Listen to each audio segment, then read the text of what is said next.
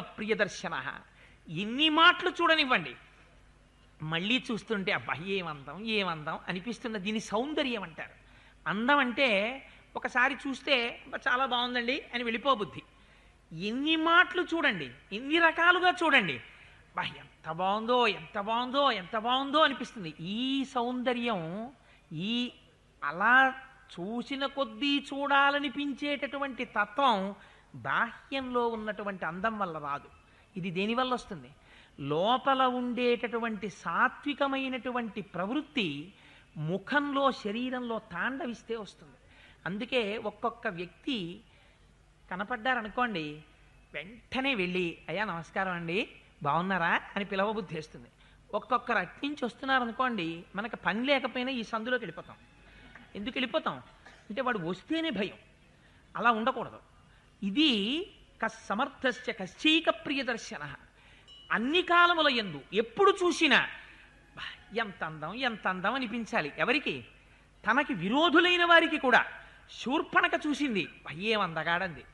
తన భర్త చచ్చిపోయాడు, వాలి చూసింది, తార "ఏం మహానుభావుడు రా" అంది.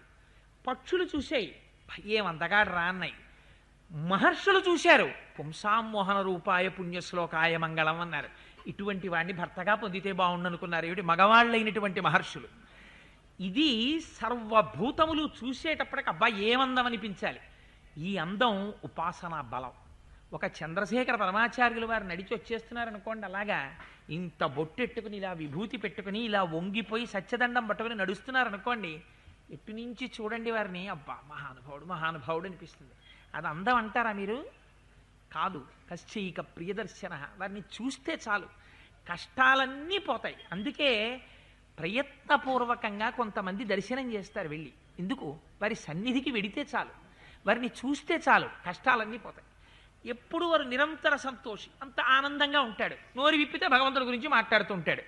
అందరికీ హితం చెయ్యాలనేటటువంటి లక్షణంలో ఉంటాడు. అందుకని కశ్చైక ప్రియదర్శన. ఆత్మవాన్ కో. ఆత్మవాన్ అంటే అమరకోశాన్ని బట్టి ధైర్యం, అపారమైనటువంటి ధైర్యము కలిగినటువంటి వాడేవాడు. అంటే పైకి డాంబికంగా కనపడినా మేకపోతులాగా లోపల మాత్రం భయాన్ని పొందాడు అనుకోండి, అది ధైర్యం అనిపించింది.